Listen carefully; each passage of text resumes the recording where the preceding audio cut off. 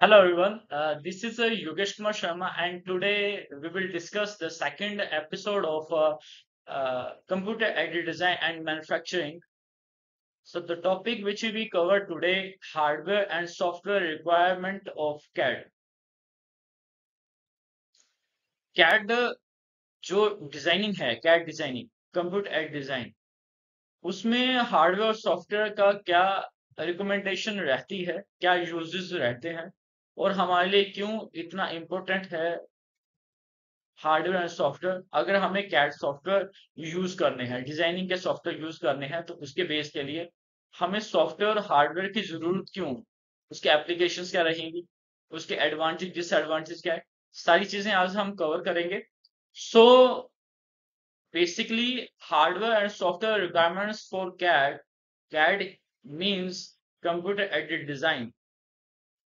So computer aided design basically known as CAD, which refers to the use of computer technology for creating, modifying, analyzing and optimizing a design। क्या क्या चीज बोली इसने?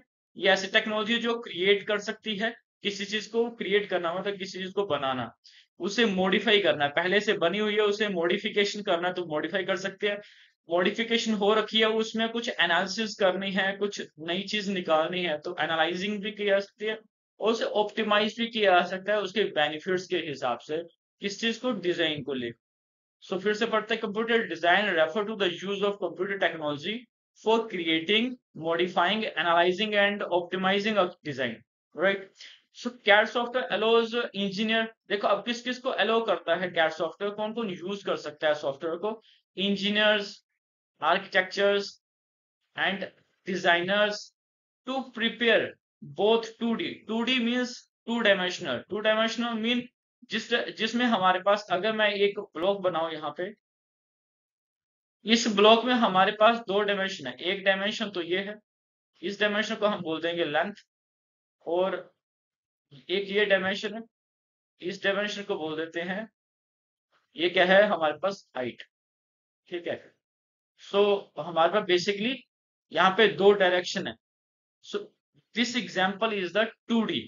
Okay, फिर से पढ़ते हैं कि CAD software allows engineer, architecture and designers to prepare both 2D drawing and 3D model। 3D model जिसमें तीन साइड होती हैं, लेंथ भी होगी, हाइट भी होगी और ब्रेड्थ भी होगी, मतलब लेंथ ब्रेड्थ हाइट। ठीक है, विद हाई प्रिसीजन। देखो अगर मशीन हम सॉफ्टवेयर से काट रहे हैं, सॉफ्टवेयर बहुत एक्यूरेट होता है, कटिंग बहुत प्रिसाइज करता है, सो हाई प्रिसीजन है ये, एंड एफिशिएंसी, हाई एफिशिएंसी आती है। Both are the advantages of CAD. Next, to function effectively CAD system requires specialized hardware and compatible software। Specialised hardware and compatible software. Compatible software कौन से होते हैं? जो उसके साथ लिंक्ड सॉफ्टवेयर होते हैं। स्पेशलाइज्ड हार्डवेयर कौन सा होता है? जो उस सॉफ्टवेयर को बूटिंग कर रहा है, उस सॉफ्टवेयर को चला रहा है। Both are the intellectual with each other, है ना। This ensures smooth operation. अब ये क्या इंश्योर करता है कि जो ऑपरेशन जो भी हम करने जा रहे हैं वो ऑपरेशन स्मूथली हो, एक्यूरेसी में हो, ग्राफिक्स रेंडरिंग होनी चाहिए, ग्राफिक्स सही होने चाहिए, and quick processing. Quick processing complex design, किसी कॉम्प्लेक्स डिजाइन को बनाने के लिए क्विक प्रोसेसिंग होनी चाहिए, ये ना हो कि वो बूटिंग करता रहे। ऐसे प्रोसेसर होने चाहिए जो फास्ट प्रोसेसिंग करें। So this is the introduction of the hardware software for CAD. Now what is hardware and hardware requirements of CAD? Hardware refer to the physical component. देखो जिन भी कंपोनेंट को हम हाथों से छू सकते हैं, वो सारे कंपोनेंट जो होते हैं, कौन कौन से होते हैं? Hardware components. So hardware refer to the physical component of the computer system that enable CAD software to run smoothly, जो अनेबल करता है कैड सॉफ्टवेयर को अच्छे से और इजी वे में रन करने के लिए। इसमें सबसे पहला एक पॉइंट है हमारे पास सीपीयू। सीपीयू एक प्रोसेसर होता है। Basically this is the brain of the computer. So processor is the brain of the computer, is responsible for executing commands and performing calculation। ये क्या करता है, प्रोग्राम को कमांड को एग्जीक्यूट करवाता है और जो परफॉर्मेंस होती है उसको कैलकुलेट करता है, उसकी कैलकुलेशंस करता है। अब CAD programs involve complex mathematical operations. अब कैड सॉफ्टवेयर में कॉम्प्लेक्स मैथमेटिकल ऑपरेशंस होते हैं, तो उसके लिए हमें सीपीयू की जरूरत पड़ती है। ज्योमेट्रिक कैलकुलेशन करनी होती है तब हमें सीपीयू की जरूरत पड़ती है। और सिमुलेशन करना पड़ता है। सिमुलेशन मतलब दो अलग अलग पार्ट हमने बनाए, उन पार्ट्स को हमने एक किया और उसको सिमुलेटेड होते हुए दिखाया। जो ये सिमुलेशंस हैं, ये सिमुलेशंस भी हमारे तभी पॉसिबल है अगर हमारा प्रोसेसर जो है, सीपीयू जो है, वो फास्ट है। ठीक है। So a faster multi core processor is essential. इसलिए हमें फास्ट प्रोसेसर जो होता है, इंटेल कोर आया आजकल, देखो एग्जांपल मैंने दिए कि जैसे Intel core i7 i9 generation, AMD Ryzen 7 और 9, उसके वर्क स्टेशन ग्रेड इंटेल का Xeon प्रोसेसर। ये सारे प्रोसेसर जो हैं हमें क्या हेल्प करवाते हैं कि बेसिकली जो प्रोसेसिंग होती है उसको फास्ट कर देते हैं। हमने कोई अगर चीज ओपन करना चाहिए तो वो एकदम से क्विकली ओपन हो जाएगी, वो देरी से नहीं ओपन होगी। That is the work of the CPU. Importance क्या है, a powerful processor reduces lag, देरी को कम करेगा, and speed up rendering, speed up बढ़ाएगा, and improves overall system performance, और जितनी भी परफॉर्मेंस है सिस्टम की, उस सारे सिस्टम की परफॉर्मेंस को इंप्रूव करेगा। ये सारा काम किसका होता है, हमारे सीपीयू का। नेक्स्ट में हम सेकंड पॉइंट पढ़ते हैं, मेमोरी। मेमोरी को हम रैम भी बोलते हैं। RAM means random access memory. Random access memory provides the system with ability to run multiple applications simultaneously। देखो मल्टीपल एप्लीकेशंस को एक साथ चलाना हो, एक से ज्यादा एप्लीकेशंस को एक साथ चलाना हो, तो हमें किससे प्रोसेसर का किसका जरूरत पड़ता है, मेमोरी की जरूरत पड़ती है। क्योंकि मेमोरी क्या करती है, चीजों को सेव करती है। That is the RAM. RAM means random access memory, and handle large design files, और बहुत सारी फाइल्स जो होती है उनको वो क्या करता है, स्टोर करके रखता है, संभाल के रखता है। तो लार्ज डिजाइन फाइल्स, ज्यादा बड़ी बड़ी फाइल्स भी ये बना के रखता है। CAD model with multiple components, assemblies and layers require high memory capacity। इसके अंदर क्या होता है, बहुत ज्यादा कैपेसिटी होती है मेमोरी की, जिसके कारण एक से ज्यादा फाइल्स जो है वो सेव करके रखी जा सकती है इसमें। Example minimum 8 GB। हम जब कभी लैपटॉप लेते हैं, कोई फोन खरीदते हैं, तो हम उसमें जरूर देखते हैं कितने जीबी इसका रैम है, कितना जो प्रोसेसर है वो कौन सा इंटेल कोर है, या सॉरी उसमें तो नहीं होता, पर एंड्रॉइड या फिर हमारे पास एप्पल का जो होता है उसको हम मतलब हमें बेसिकली ये देखना होता है कि प्रोसेसर हमारा किस काम आ रहा है, और वो जो प्रोसेसर है उसकी हेल्प से हम क्या क्या चीजें फायदा ले सकते हैं, या क्या चीजों को हम ओपन कर सकते हैं। हमारा प्रोसेसर की हेल्प से हम कोई भी चीजों को बिना बूटिंग के ओपन कर सकते हैं फास्ट प्रोसेसर से। ठीक है। सो ऐसे ही हमारा रैम होता है। रैम की हेल्प से हम ज्यादा बड़ी फाइल्स स्टोर करके रख सकते हैं, जिससे कि हम कभी भी इन फ्यूचर में हमें कोई फाइल निकालनी पड़े तो वो हैंगिंग ना हो। अगर आपका रैम थोड़ा होगा तो आप उसमें कम फाइल रख पाओगे, ज्यादा फाइल रखने की कोशिश करोगे वो हैंग होगा। जितना ज्यादा लोड आता जाएगा आपके सिस्टम पे, आपका सिस्टम हैंग होता रहेगा। So minimum 8 GB, recommended 16 to 32 GB, and high and 64 GB और मोर। 64 GB और इससे ज्यादा भी होती है हमारे पास। इंपोर्टेंस क्या है, more RAM allows smooth functioning of CAD tools. CAD tool को स्मूथ फंक्शन करवाना है, इसलिए हमें रैम की जरूरत पड़ती है, and prevent system crashes during the heavy project. और अगर हम हैवी सॉफ्टवेयर ओपन कर रहे हैं, उसके लिए अगर हमारे पास रैम कम है तो वो हैवी सॉफ्टवेयर क्या करेगा, उसको क्रैशेस नहीं होने देगा, क्रैशेस होने से बचाएगा उस software. So third point is graphics card. Graphic card क्या होता है, देखो a dedicate graphic card process unit, इसको जीपीयू भी बोला जाता है। This is necessary for rendering 3D models, animations and real time visualization. देखो, हमें गेम्स खेलनी होती है, हमें एनिमेशंस करनी होती है, दो पार्ट्स को एनिमेटेड करके दिखाना पड़ता है। तो ये सारा काम तभी हो सकता है जब हमारा ग्राफिक कार्ड जो है वो स्ट्रॉन्ग है। अगर ग्राफिक कार्ड ज्यादा अच्छी क्वालिटी का है और अच्छी कंपनी का है तो हमें उससे बेनिफिट्स होते हैं, क्योंकि वो रियल टाइम विजुअलाइजेशन हमें करवाता है। बेसिक 2D ड्राफ्टिंग, जो कि 2D ड्राफिक ड्राफ्टिंग होता है, मे run the integrated graphics but, पर अगर 3D कैड अगर हमें यूज करना है, absolutely requires the professional GPU, तो उसके लिए हमें प्रोफेशनल जीपीयू की जरूरत पड़ती है। For example Nvidia Quadro, Nvidia RTX, AMD radian pro, ये जो हैं ये सारे हमारे पास क्या हैं, ग्राफिक कार्ड के नेम हैं। और मोस्टली ये ज्यादा यूज होते हैं और ये रिकमेंड भी किए जाते हैं। अगर आपको एक अच्छा सा लैपटॉप लेना है तो बेटर है कि आप इस ग्राफिक कार्ड का ले तो ज्यादा अच्छा रहेगा, उसका प्रोसेसिंग ज्यादा अच्छी रहेगी।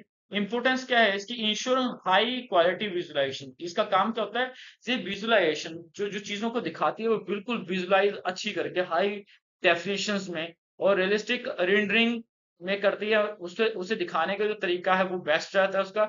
And smoother navigation of 3D assemblies, और ये अच्छे से 3D असेंबलीज में नेविगेशन कर पाता है, आपको करते हुए दिखा पाता है। ऐसा नहीं होता कि आप जो बना रहे हैं वो देरी से प्रोसेस हो रहा है, क्विकली प्रोसेस होता है ये। सो फोर्थ पॉइंट आता है हमारे पास हार्डवेयर का स्टोरेज डिवाइस। हमें सारी चीजें सेव करके रखनी है। सेव तभी की जा सकती है अगर हमारे पास स्टोरेज डिवाइसेस है। जैसे CAD software generates large file, CAD software जो है वो काफी हैवीली फाइल्स जनरेट करता है, requires quick access to data.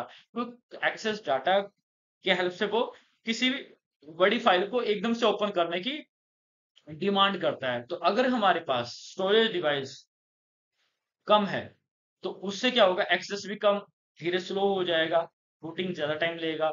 HDD hard disk drive, जैसे कि आप सबको पता है कि हार्ड डिस्क ड्राइव किस काम आती है, लार्ज स्टोरेज कैपेसिटी के लिए। बट ये जो इसका प्रोसेस है वो स्लो हो, कम स्पीड में होता है। बट सेकंड है हमारे पास एसएसडी। आजकल एसएसडी यूज होता है, एसएसडी को बोलते हैं सॉलिड स्टेट ड्राइव। अब सॉलिड स्टेट ड्राइव वो मच फास्टर होता है, किससे, कैड से, और इंस्टॉलेशन एंड प्रोजेक्ट फाइल, ये हमारा HDD से ज्यादा फास्ट होता है और इंस्टॉलेशन और प्रोजेक्ट फाइल्स के लिए ज्यादा यही यूज किया जाता है। एग्जांपल जैसे मिनिमम 500 GB का होना चाहिए HDD।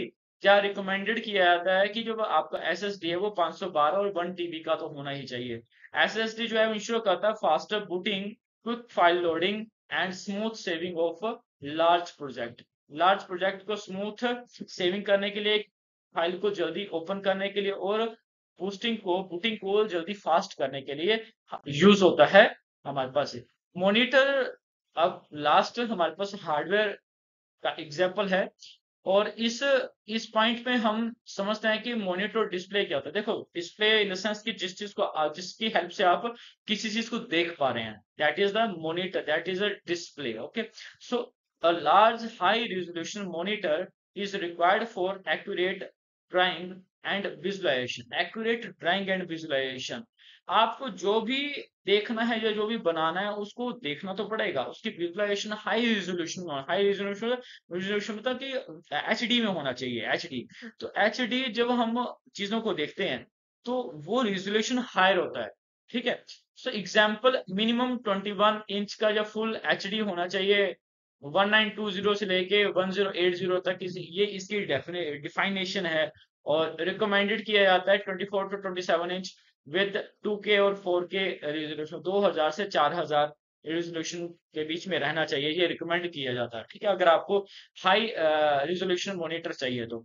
और dual monitors and preferred in professional environment and for multitasking. देखो, हमारे पास है ड्यूल मॉनिटर, दो मॉनिटर आपस में, ऐसा भी होता है कि हम दो मॉनिटर पहले रख लें और एक मॉनिटर में जो काम कर रहे हैं वो दूसरे मॉनिटर में भी देखें।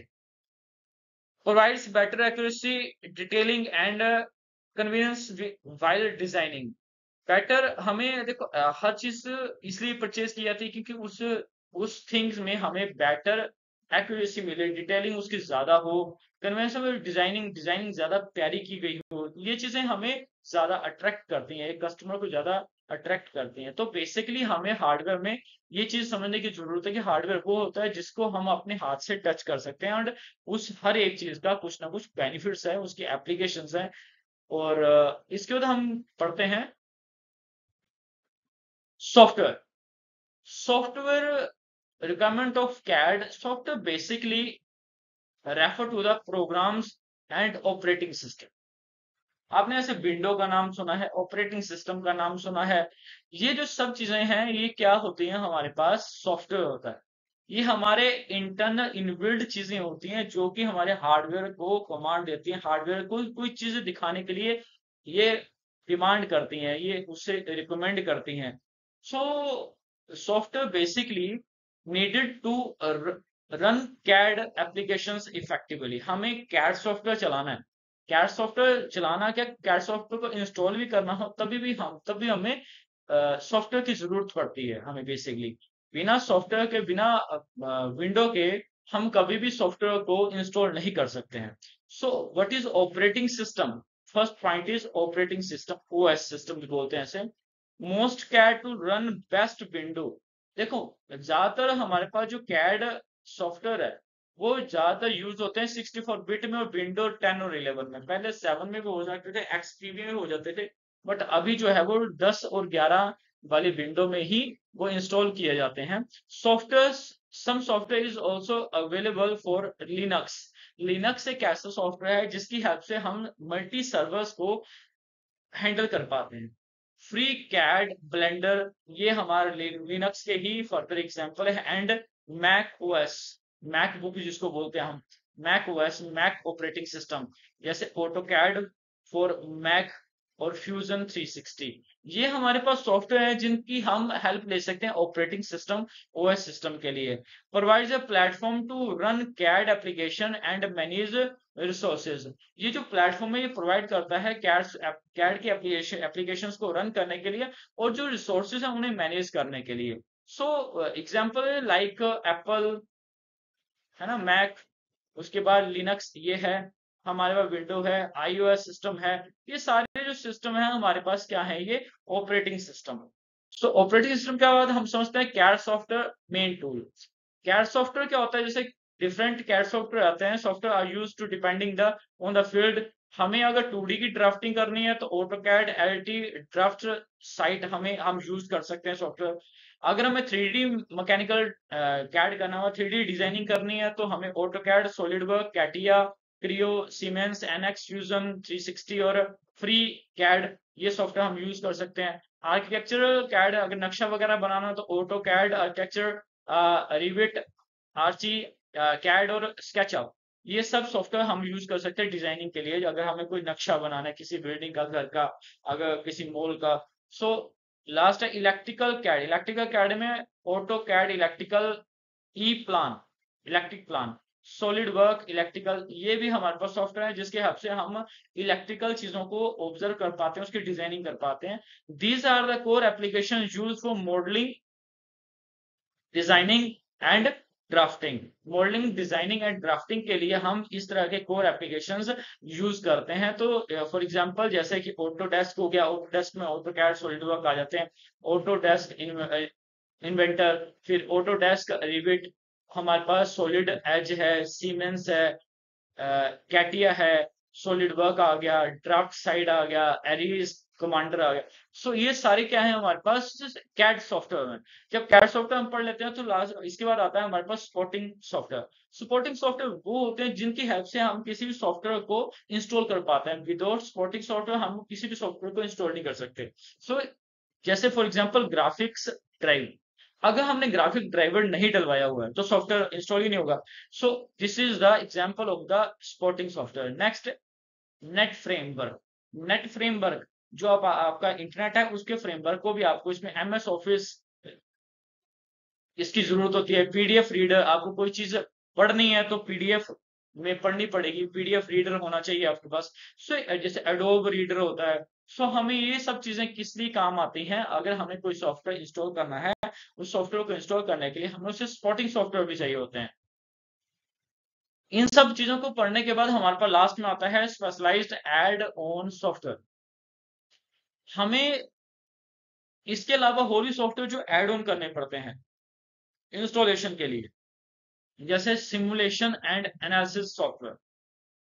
आपको किसी भी चीज का ये ज्यादातर यूज होते हैं उन जगहों पे जहां पे हमें एनालिसिस करनी होती है, जैसे एमटेक करनी होती है, पीएचडी करनी होती है।